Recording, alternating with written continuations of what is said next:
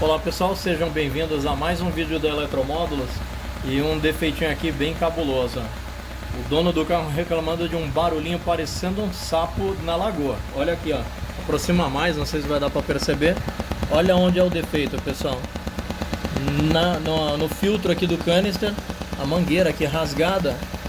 E aí, ó, muita gente até já pensando em trocar a válvula de purga aqui, ó.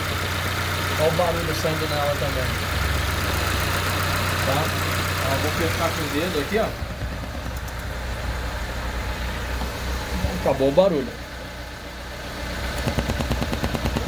Olha lá, e o barulho vai aumentando e o dono do carro ficando louco, achando que seria alguma outra coisa, mas é um barulho muito chato. A gente vai aqui arrumar essa mangueirinha e verificar qualquer coisa, a gente posta aí de novo no vídeo. Conforme prometido, pessoal, só foi cortar o pedaço da mangueira, colocá-la de volta.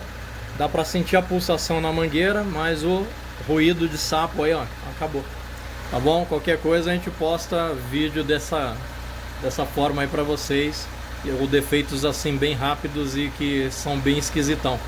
Valeu, até mais.